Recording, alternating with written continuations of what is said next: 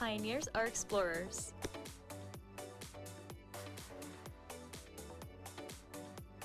Pioneers are innovators.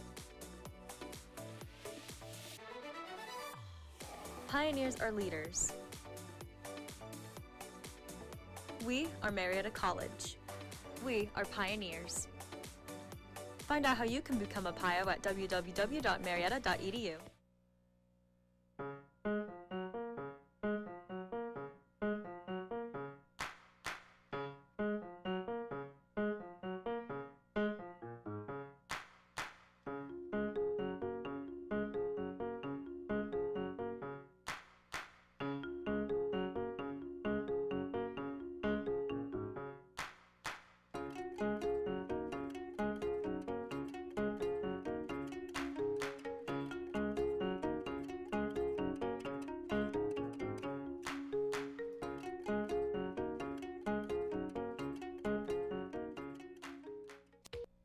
Coming up today on NewsCenter 15, the Louvre Museum in Paris is closed to the public.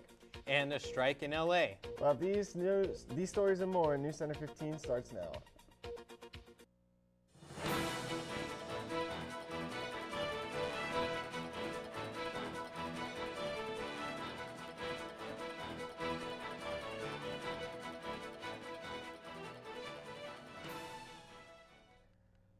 Good afternoon and welcome to Tuesday's edition of NewsCenter 15. I'm Tyler Salanitro. And I'm Zach Heiseroth. Topping our news this afternoon, at least 3 children and 3 adults are dead after a shooting Monday at the Covenant School, a private Christian elementary school in Nashville, Tennessee that teaches preschool through 6th grade. Police said the shooter, described as a 28-year-old Nashville woman, entered the building through a side door and was armed with at least 2 assault-style rifles, a handgun. Police said the shooter, who police believe was a student once at the school, was killed during gunfire, with police authorities said. Monday's shooting marked the 129th mass shooting in the U.S. so far in 2023, according to data from the Gun Violence Archive. 12 people were injured Saturday night when a floor collapsed at an off-campus apartment party near Indiana University of Pennsylvania. According to state police, first responders were called to the scene, about a mile from the school's campus in Indiana, Pennsylvania. Per the apartment complex's website, just before midnight, of the 12 individuals treated on scene for minor to serious injuries, 7 were taken to a hospital for further treatment, Greenfield said. Indiana University of Pennsylvania spokesperson Michelle Freiling said, "I can tell you that as we learn information about those injured or displaced, we will provide support to our students and to their families, including offering housing to anyone who has been displaced." Let's take a quick look at the current conditions. Here to provide a first look at the weather is Landon. Well, Zach, things are definitely cooking up in terms of the weather here in the Middle Ohio Valley. It's not too warm, not too cold. Perfect spring temperatures today. Partly cloudy conditions with an expected high of 53. Right now it feels like about 43 outside. It's a good level. The UV index is at a moderate level of 5. Air quality is quite fair with a rather high pollen level of 9.7, which will likely end up climbing as we get to the end of the week. The winds will be running around the north-northeast at 9 miles per hour today. The humidity is roughly 68%, and it looks like you can definitely tell it's spring because the sun's rising earlier and earlier and setting later and later as we get further and further towards the end of March. Now, we're going to be experiencing a relatively warm week, but we're once again going to be in for a bit of a wet weekend as we transition into the month of April. But we'll talk more about that later on in the program when I return for the 5-day forecast. But until then, back to you guys at the desk. The Los Angeles Unified School District and Service Employees International Union Local 99 have reached a deal following a 3-day strike, officials said in a news conference Friday evening. The union represents about 30,000 Los Angeles school custodians, cafeteria workers, bus drivers, and other student services staff, and was calling for increased wages and better working conditions. The agreement must be ratified by the union's bargaining unit and the Board of Education, the district said in a news release. These agreements include $2 per hour increase in pay for all employees, health benefits for part-time, a $1,000 bonus for current employees who worked during the 2020-2021 minimum wage, in the school to be raised to $22.52 an hour, and if the agreement is ratified, it would be effective through June 30, 2024, the school district news release said. 2 tigers have been recaptured after escaping a Georgia safari park during a tornado warning Sunday morning. According to the park, the Wild Animal Safari Park in Pine Mountain wrote that it sustained extensive tornado damage. No staff or animals were injured, but several animal enclosures were breached and 2 tigers briefly escaped, said the park. Since then, both big cats have been found, tranquilized, and safely returned to the safe enclosure. Coming up, a defiant and incendiary Donald Trump is facing potential indictment. Honduras has established diplomatic ties with China after breaking off relations. Stay with us.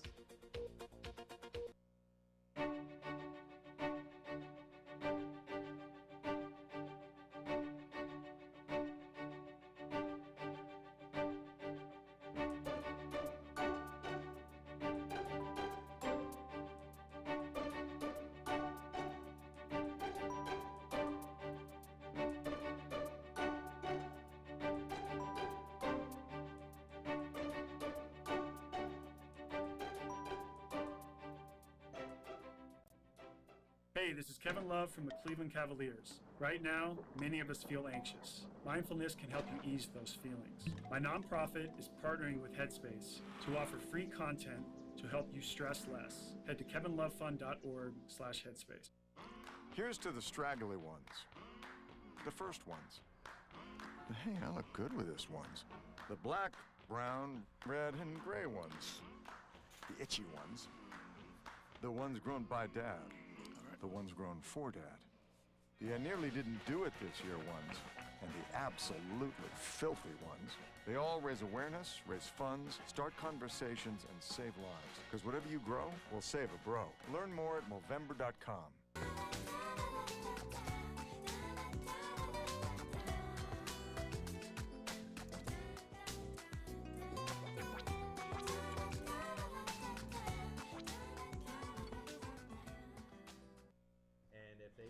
A defiant and incendiary Donald Trump facing potential indictment held the first rally of his 2024 presidential campaign Saturday in Waco, Texas, a city made famous by deadly resistance against law enforcement in an extraordinary display.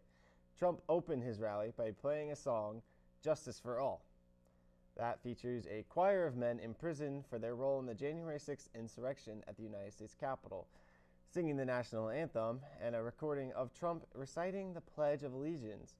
His rally at the airport grounds in Waco came as Trump has berated prosecutors, encouraged protests, and raised the prospect of possible violence should he become the first former president in U.S. history to face criminal charges. Trump declared his innocence in the Manhattan investigation into a hush money payment made during the 2016 election to adult actor Stormy Daniels to keep her from going public about a sexual encounter she said she had with Trump years earlier. A grand jury hearing the case is expected to meet again on Monday. Ukraine's government has called for an emergency meeting of the UN Security Council to counter the Kremlin's nuclear blackmail after Russian President Vladimir Putin revealed plans to station tactical atomic weapons in Belarus. One Ukrainian official said Sunday that Russia took Belarus as a nuclear hostage. But Moscow said it was making the move in response to the West's increasing military support for Ukraine. Putin announced the plan in a television interview that aired on Saturday. He said it was triggered by a United Kingdom decision this past week to provide Ukraine with armor-piercing rounds containing depleted uranium. Putin argued Saturday that Belarusian President Alexander Lukashenko has long asked to have nuclear weapons in his country again to counter NATO. Belarus shares borders with 3 NATO members, Latvia, Lithuania, and Poland. Russia also has used Belarusian territory as a staging ground to send troops into neighboring Ukraine early 2022. The Louvre Museum in Paris has been closed to the public because its workers took part in the wave of French protest strikes against the government's unpopular pension reform plans. Dozens of Louvre employees blocked the entrance on Monday, so the museum announced it would be temporarily closed. The demonstrators toted banners and flags in front of the Louvre famed pyramid where President Emmanuel Macron had celebrated his presidential victory in 2017. They demanded the repeal of the new pension law that raises the retirement age from 62 to 64. The action comes on the eve of another nationwide protest planned for Tuesday against the bill. Honduras has established diplomatic ties with China after breaking off relations with Taiwan, who is increasingly isolated and now recognized by only 13 sovereign states. Foreign ministers from China and Honduras on Sunday signed a joint communique in being a decision the Chinese Foreign Ministry hailed as the right choice. The diplomatic victory for China comes as Beijing shows increasing assertiveness towards self-ruled Taiwan and signals growing Chinese influence in Latin America. Taiwan Foreign Minister Joseph Wu says Honduras has asked Taiwan for billions of dollars of aid and compared its proposals with China's. Taiwanese President Tsai Ing-wen said her government won't engage in a meaningless contest of dollar diplomacy with China. Coming up next, an explosion at the chocolate factory in Pennsylvania on Friday killed 3 people and the 4 missing. We'll also get the latest news from Hollywood. And for the second weekend in a row, we're going to be experiencing some very wet and rainy conditions. Tune in for all this when I return for the 5-day forecast after this. Where are we? We're at Marietta College. This is where we live, at Marietta College.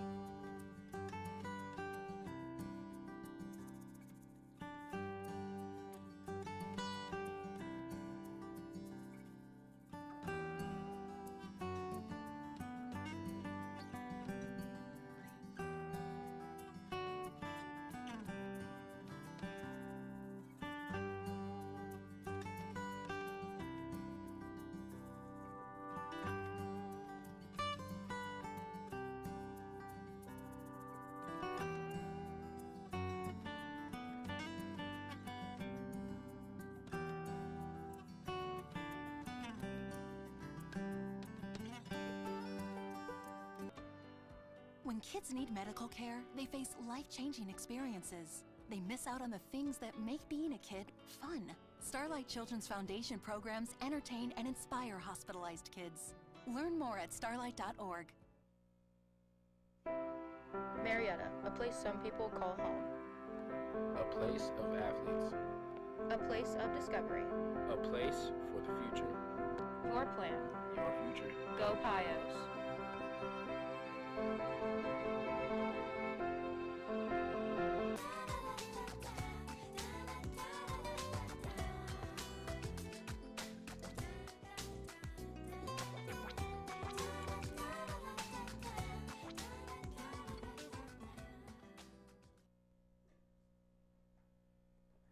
An explosion at a chocolate factory in Pennsylvania on Friday killed 3 people and left 4 missing. Authorities said 1 person was pulled alive from the rubble overnight. Rescue crews using dogs and imaging equipment continued to search through the rubble Saturday, hours after the blast that erupted just before 6 p.m. Friday, at the R.M. Palmer Company plant, the borough of West Reading, about 60 miles northwest of Philadelphia, West Reading Borough Chief of Police Wayne Holben said the death toll rose on Saturday with the discovery of a 3rd body at the site. The Berks County Medical Examiner and Coroner on Saturday night also confirmed 3 fatalities. Borough Fire Chief Chad Moyer said 4 people remain missing as emergency personnel continue searching for victims, and state and local fire investigators examine the scene to determine a cause. An early morning fire damaged a commercial building complex housing a former airplane factory founded by the Wright brothers in Ohio on Saturday. Dayton fire crews were sent to the site just before 2:30 a.m. and found heavy fire throughout the complex. Fire crews used hoses to spray water on the flames and use aerial ladders to get water into openings in the roof. The Dayton Daily reports news that crews were still on the scene nearly 12 hours after the fire was reported. Black smoke continued to stream from a collection of multiple hangar buildings, including historic Wright Brothers airplane factory hangars, and flames could be seen on the back side of the hangars. As Ohio's primary approaches, a strict new photo ID requirement is stirring concerns for military veterans and out-of-state college students in Amish communities and among older voters. Ohio now requires an unexpired photo ID in order for someone to vote. The law adds passports as a valid ID, but eliminates non-photo documentation such as a bank statement, government check, or utility bill for registration and in-person voting. Military IDs also are no longer acceptable when registering to vote. Other Republican-led states are moving in the same direction as they respond to conservative voters unsettled by unfounded claims of widespread fraud and persistent conspiracy theories over the accuracy of U.S. elections. Critics characterize such requirements as an overreaction that could end up disenfranchising eligible voters. Action movie fans love the new John Wick, and there's a documentary and album about Whitney Houston's gospel music. Ben has the scoop in today's Hollywood Minute. Hi everyone. John Wick is much more than guns this time around, and the body count is even higher. Star Keanu Reeves says it's cool and kind for people to be referring to John Wick Chapter 4 as one of the greatest action movies of all time. As of now, Chapter 4 is the best reviewed John Wick entry to date, earning a 95% fresh score with the critics on Rotten Tomatoes, and has earned almost $137 million so far worldwide. Fans will never forget Whitney Houston, and her gospel legacy lives on. I Go to the Rock, the gospel music of Whitney Houston, explores the roots and the faith of the legendary performer. This album includes previously unreleased songs and is available now. And a documentary special hosted by CeCe Winans is on Up TV and Aspire TV. Fans will also be able to purchase the DVD soon. That's all I have for today. I'm Ben. Back to you guys at the desk. Thanks for looking at Hollywood, Ben. We'll head to Langdon now for a look at the extended weather forecast.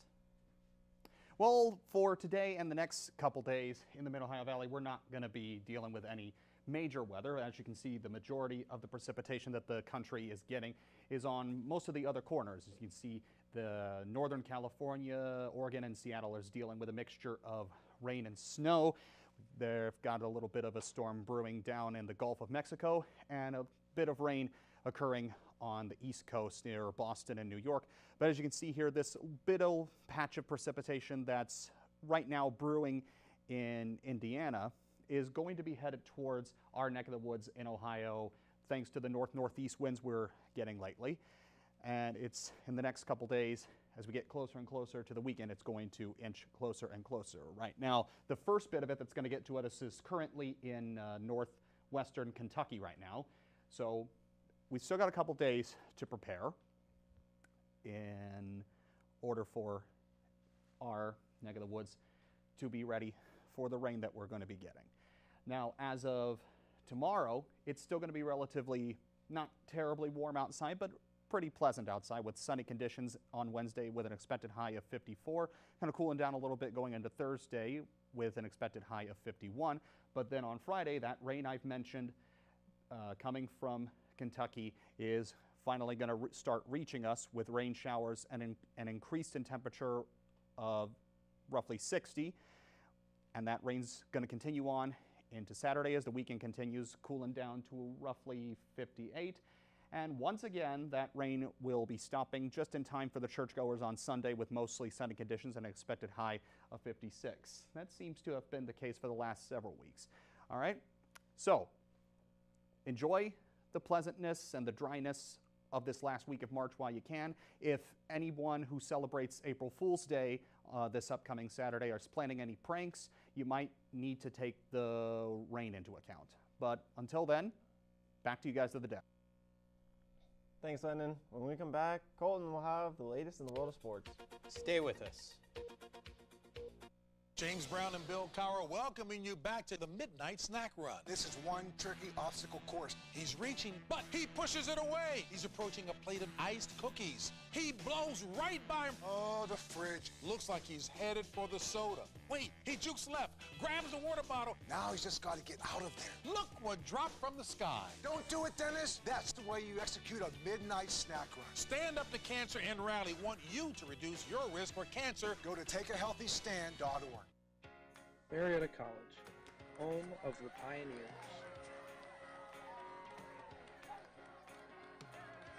A small town on the Ohio River with a tight-knit community and tons of opportunity. Find a home here at Marietta College.